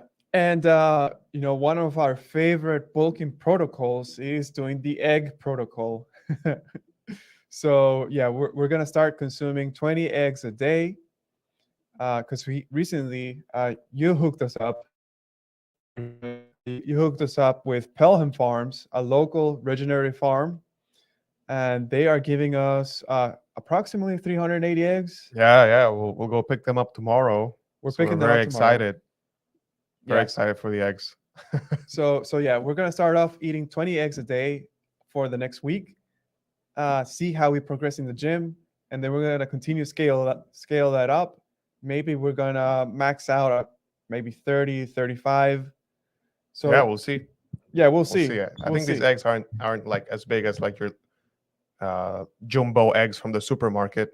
So Yeah. So since there are regenerative eggs, they're gonna be not super sized like those in the supermarket. it'll be easier to chow down more. They're very cute. We'll post a picture of it tomorrow when we get them. Yeah. But yeah, 20 eggs a day the first week, 25 the second, and then 30 the third, and then we're gonna see if we need more from there. Obviously, now we're talking about a bunch of eggs, and then sell back down after a couple weeks, and that will be our egg protocol for size using eggs. So what do you expect to see from doing the egg protocol? You know, more strength at the gym, absolutely more strength at the gym, more recovery. So Yeah. increased speed of recovery. The last time that we did it, it's like we could potentially do 2 workouts a day, just based on how we were recovering. Yeah, the difference was drastic. It's a whole nother level, man. It's like you're hitting it hard, and then you're not tired, and you can keep hitting it hard. It's pretty euphoric, if you ask me. Um, Yeah, I think the cholesterol is magical. Like yeah, it really does a lot to support your hormones and just support your recovery, right? yeah, Which is yes, which is something absolutely. that Vince Giron uh, talks about. Is 36 egg a day, do it for like a few weeks. It's equal to a steroid cycle kind of thing. Oh yeah, yeah. What do you call it? Yeah, 36 eggs a day for 3 weeks is equal to a cycle of Of like a mild anabolic steroid. some anabolic steroid. Yeah, It works. yeah. Take that for whatever it means, Yeah, right? yeah. Just standard gym bro science. Yeah, but you have that study about burn patients being treated with a high cholesterol diet Yes. in order for their skin to repair. So that should tell you something, right? Building blocks coming from cholesterol, Yeah. and eggs are rich in cholesterol. Yeah. Well, it makes sense because our cell membranes are made from cholesterol. And when you are working out, you are effectively damaging your muscle cells. So, granted, right, the cell membranes from your muscle cells are going to be damaged to some extent. And so that protein surplus, but also the cholesterol influx is going to be beneficial. So you can see why it was prescribed to burn patients, right? So if you ever burn yourself, or you feel sore from a workout or just any injury in general, maybe this is obviously not medical advice or in any way, shape, or form, but there's some strong evidence to suggest that lots of cholesterol, dietary cholesterol, will be beneficial along with high animal protein and along with all the synergistic nutrients that come with that, right? Not salad. Not Not salad. salad. No. Not salad. That's gonna bloat your gut. Yeah, Yeah. yeah. Um, Anyhow, Anyhow, so other points to cover about bulking is there will be an increase in body fat, and you have to be okay with that. You have to accept it, and you have to stick to it, because you're gonna if you stick to it, that's when you're gonna start seeing the benefits of enhanced, increased muscle mass. Yeah, stay with it, because building muscles takes time, even though you're consuming more. And then it's going to be harder going back to cutting, because you will be used to eating more. So going back to cutting will be difficult, but we've done it before. It'll happen again. But you will benefit from now having higher muscle mass. The higher your muscle mass, the easier it is to maintain a higher metabolic rate. So you're basically building muscle mass is building your metabolic rate. And now, bulking, I would recommend it for beginners and both advanced lifters. Advanced lifters know this, right? That's what they do too. But beginners, right? You benefit from being able to build muscle because you're going from zero. You're starting from zero. So it's pretty easy in the early stages to build muscle. You get strong pretty quickly, day to day, week to week, and And if you compound that with consuming higher calories, quality food, uh, the effect can be more drastic. You can actually save yourself a lot more time as a beginner if you're bulking and trying to build muscle mass. And there's no way around it. It's the additional calories are definitely required.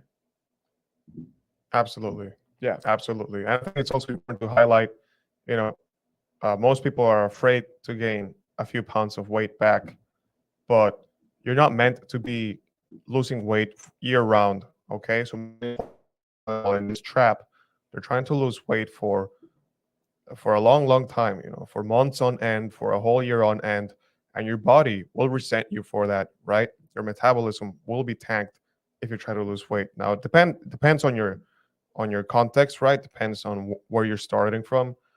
But at some point, you want to take a break from trying to lose so much weight and kind of dial it back to a period where you're trying to maintain that weight, or actually maybe even bulk a little bit, maybe for a few weeks. You don't have to go crazy about it, you don't have to go on a binge, but keeping that balance between expansion and contraction, right? Everything in nature works in cycles. Everything in nature works in push and pull, right? Yeah. It works in polar opposites, okay? Right? Day and night, sun and moon, okay? There's cycles to everything. You cannot always be cutting, and you cannot always be bulking. Yeah, to not recognize this is to not recognize the very nature of you being a human being, okay? We go through seasons, right? Expansion, contraction, right?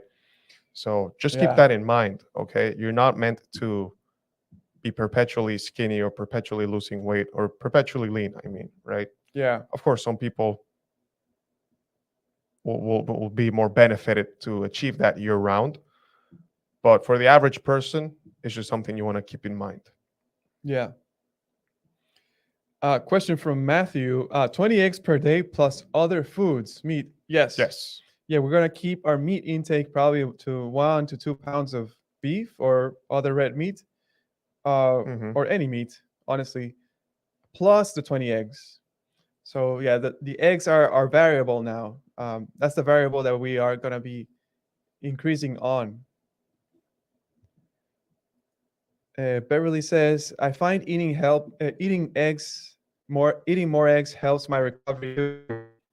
Nice, nice. Yeah. Amazing. Beverly already knows all of this. Yeah, she seems very well versed on gym and nutrition. Yeah. Shout out to her. Well, cool. I think that's all for all we have planned for today. Then we'll move on to the members exclusive. Watch the new. If you're watching us here on Instagram, go over to YouTube and watch us there. Become a member. Support our work. Let's do some Q&A. Q&A Let's do some from Q&A. So we have some questions that people dropped in the question box. Thanks to the people who read the sign. But I also saw some questions that people just asked in the comments. So someone had asked about thoughts on macadamia oil and avocado oil. I'm just gonna say I don't know anything about macadamia oil. I've never concerned myself with it. And avocado oil, I know there's a concern in the industry that the avocado oil gets cut with seed oils in a pure product, right? Um, all things considered, your best bet is always to go with animal fats. I find them more trustworthy. And then, the other plant fats that might be plant oils that might be acceptable will be coconut oil. So make sure you get a virgin coconut oil that's not refined, bleached, or deodorized, RBD, because there will be some refined versions. And the same thing with olive oil. You're going to get a virgin one that is not refined. You want to make sure that it's from single source origin. It comes in a dark glass bottle. And because, again, it's another industry that is very prone to being cut with seed oils. So it says it's hard to find orange yolks. Yes. So the orange yolks, people think it's about the quality of the feed. Not necessarily. All it has to do is with the beta carotene content of the feed that is given. So actually, I think the laying hens will be supplemented with marigold, I believe, high in beta carotenes, and that will give yolks their orange color. So you could technically have like conventional eggs with very orange yolks if they fed the marigold supplement to it. You also find some very high quality eggs with yellow yolks, and that is nothing to do with the nutrient density or the quality. However, I will say the texture and consistency and like structure of the yolk will be different regardless of the color. So just something else to keep in mind. Yeah. Are you ever concerned about having too many nutrients? Because eggs have basically all of them. Oh, that's a good question. That is a great question. I don't think anyone's ever asked that. Yeah. So yeah, What do you so think? top of the head, yes, there's a lot of vitamin A in eggs, so that's a risk. Um, Definitely acknowledging that. We're only doing it for like a very short period. It's not something that we're gonna do for months on but will we see any detrimental over nutrients? I can only think of vitamin A being maybe a little bit of concern there. Mm-hmm. Um, I wonder. I don't know. I mean, you could argue that the fat that you put on will also serve as a protection because all of the fat soluble vitamins will be stored there Will in be those stored. Yeah, and your in those body's very efficient at handling and storing these nutrients. yeah, the fat soluble vitamins can be stored in the fat cells. So when you go on a cut, you can start drawing down from that uh, um, storage. Yeah, yeah. I'm not too concerned from the eggs. I'd be more concerned if we were like liver maxing. Yeah, that's true. Because liver is, Organ, yeah, liver is like the most nutrient dense food, and it gets touted for that, but also like that does come with some downside. You can't just be eating like pounds of liver every day. Like it's not gonna end well for you. I would never suggest that. Um, yeah, and then as far as like nutrient surplus, I think the smart to just wait what it doesn't need. hmm. Um, but as far as the fat soluble vitamins go, vitamin A in eggs, they're a good source of them, um, but nowhere near as high as liver. Yeah. The liver is incredibly high by multiples in Yeah. terms of content. We'll observe what our symptoms are. I'm sure there's like symptoms for over vitamin consumption. Yeah, and again, it's only a temporary measure. Yeah, yeah, It's not something that we plan on doing year round or for months on end. yeah, Okay, so the cyclical nature of it is also something very important to consider because then we'll taper down and obviously increase the meat intake. yeah. Yeah. Plus, we're building muscle, so building muscle is a very expensive process that actually uses all these vitamins and nutrients to grow, uh, basically to build. So a lot of that will be used in the metabolic process of building muscle. Mhm. So you can that our vitamin need actually may be going up. Yeah. Yeah. The monk delicious engineer says, "Thank you." Yeah, thank you. So sorry, I don't know about macadamia oil. Do people cook with it? I don't think I've ever used it or seen it. Yeah, I would Use it as a dressing for salads. Like I don't know. potentially, Uh, but but but you yeah, asked about butter. Definitely butter. Yes, yeah, butter. Yes. yeah. Um, I think just across the board, just nut oils are more likely to go rancid than your animal fats. So that's something to think about. yeah. Okay, so let's go to the question box. This person asked this question already. I think we answered. What is the best time to drink salt water? Whatever the best time is for you.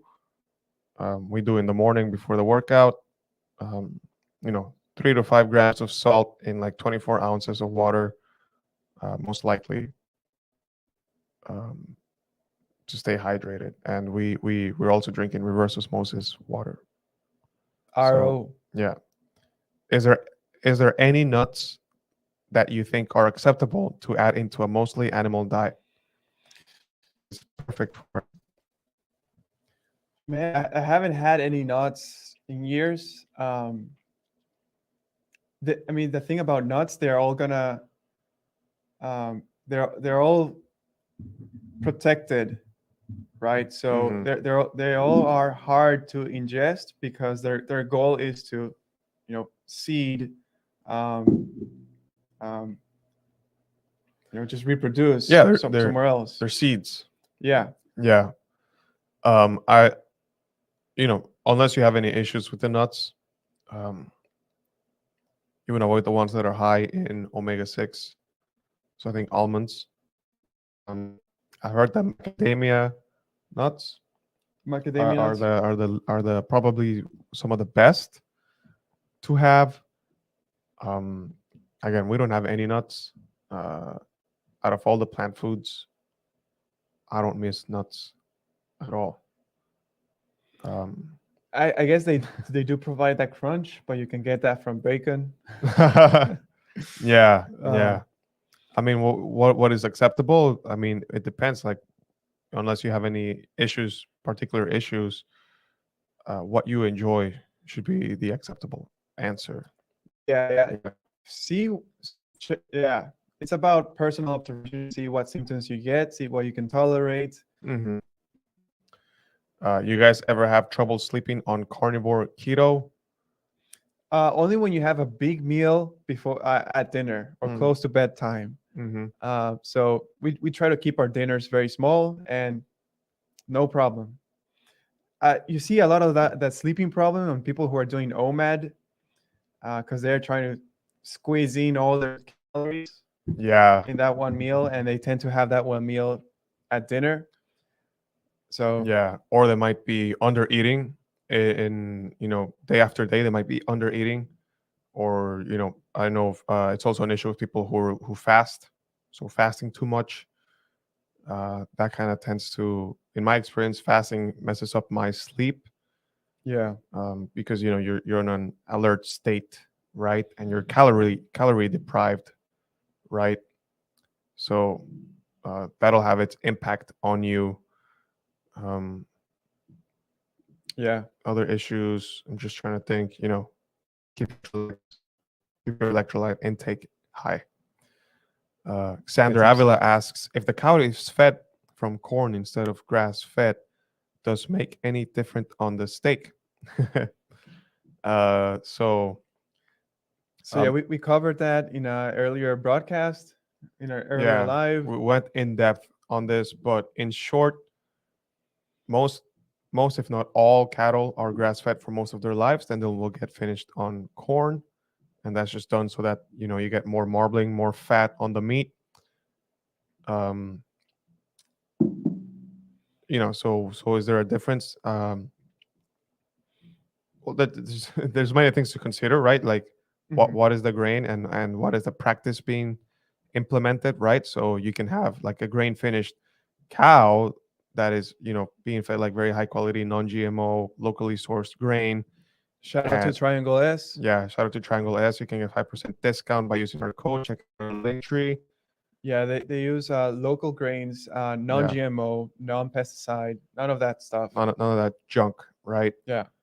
um and that is done without having to do a CAFO operation, right? So like what did the CAFO stand for? I forget. CAFO, The cattle. confined Oh yeah.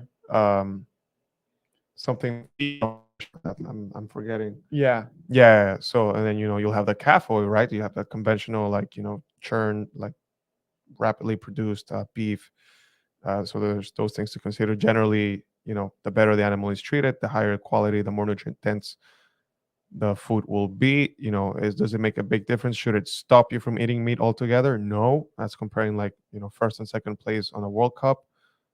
Let us know if you're watching the World Cup. Striving for Sense says it is not healthy to feed them grain. Also, they should be field harvested.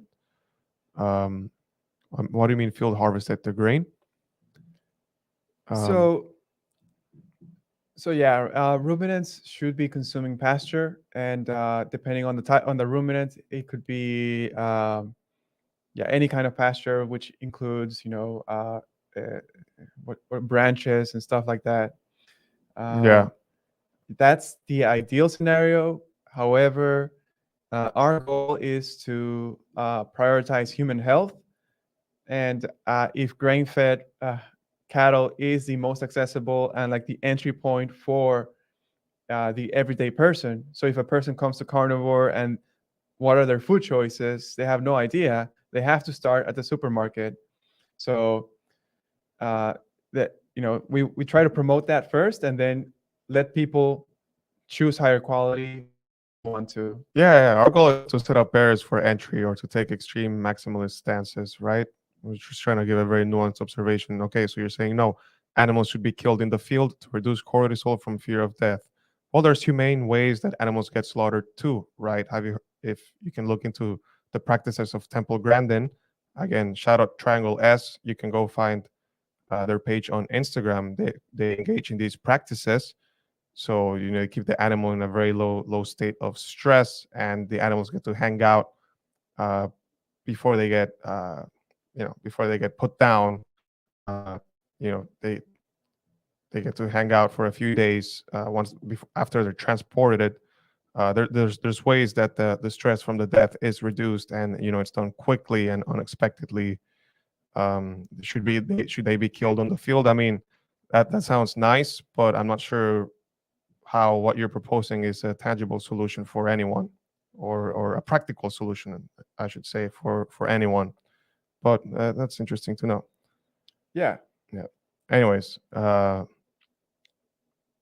as far as like the nutrient profile, like there will be more nutrient density depending on it's like the diversity of the feed that the animal will consume. So Dr. Stefan Van Vliet's work will reflect this. You'll have more phytonutrients present in the food and higher concentration of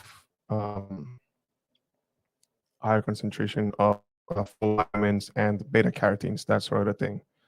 So they say North Star bison and Wild Idea buffalo get it right. They field harvest. That's Nice. Good to know. We'll try it out.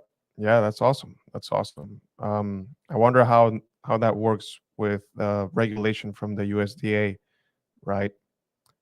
How does that work altogether, right? Yeah. Because that's heavily regulated.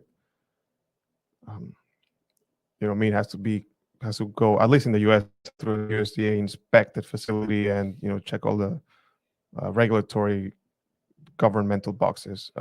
Someone asked, what percentage of eggs will be raw, if any? I'm down to do 25 30%. Yeah. Yeah. Really? Yeah. Especially at that amount, at that quantity of eggs. So the person striving for sense says it's bison, not regulated like cattle. Interesting. Very interesting. That's good. Some good insight there. Yeah. Now we're talking. Now I see the picture. Now I see. Yeah. Matt says, even though avocado oil isn't the worst, you can lump it in with other plant oils because the nutrients just don't stack up against animal fats like tallow, ghee, and butter. Agreed. Yeah. Agreed. Yeah. And it's also there's a high chance it's gonna be adulterated, so it'll be like a little bit of avocado oil and then a bunch of soybean oil or vegetable oil. So if you think you're getting oil, chances are you're getting. Frank C. I miss nut butters when I first went animal based. Yeah, man. I mean, peanut butter, almond butter. I'm not gonna lie to you. It's very addictive. You could say. Yeah, it's palatable. It's very palatable. Yeah. And Beverly, yeah, me too. But after a few weeks, I found I was less bloated. They're tasty, but they're not doing us any favors. Agreed. You can definitely remember like starting carnivore and then, having a few weekends here and there where I would have these kinds of foods, and you can feel the difference. You become more sensitive to things that you were kind of used to feeling before. So over time, you kind of just phase them out depending on your situation.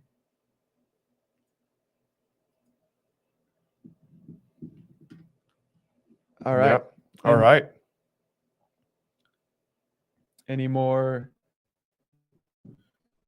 No more questions in the question box. No more questions in the question box. Oh, all right, guys.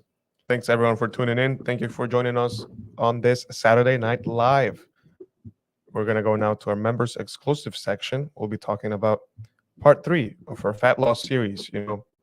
Our goal with this fat loss series is to put together where you can learn everything you need to know about fat loss so that you can take charge of your own fat loss process without having to rely on, fat diet, yo dieting, uh, bouncing in and out of weight loss. Learn how your body works and leverage that for your goals. Okay. If you'd like to support the show, support the page, go like and share our content, help raise awareness of this information, defend the animal foods. If you want to support the page, you can go on our link tree, use our codes for Triangle S Livestock, 5% off. You can use our code for Carnivore Crisps, 10% off. If you haven't already, make sure you sign up for the pastured meat giveaway from Francesca's Dawn Farm, a small scale, fully pasture raised meat operation from Halifax, Virginia. We just released an interview with her. It's on YouTube. You can go over there and check it out now. Get to hear straight from the farmer, her story, how she treats the animals, what she feeds them, her perspective on the industry and any issues she sees in the industry and proposed solutions, that sort of a thing. Really great conversation with Amy from Francesca's Dawn Farm. Go to the story, sign up for the free giveaway. If you're in the US, you'll be getting steaks, roasts, and some pastured pork sausages if you're into that. If you would like any help with your weight loss or muscle building, we do offer 2-on-1 coaching, and we have the page dedicated for fitness at ButterFueled Fitness. So go check that out. Give us a follow over there. Learning about an animal-based approach to fat loss and bodybuilding. I think I covered all of it. Yeah, you got it. You got it. Thanks Awesome. everyone Awesome. for watching. Yeah. Thanks, guys. Enjoy the rest of your night. Have a great weekend. Join Squat Sember. Join the Discord. Start squatting. Yeah. Eat meat. All right. Peace. Good night. Have a good night, everyone.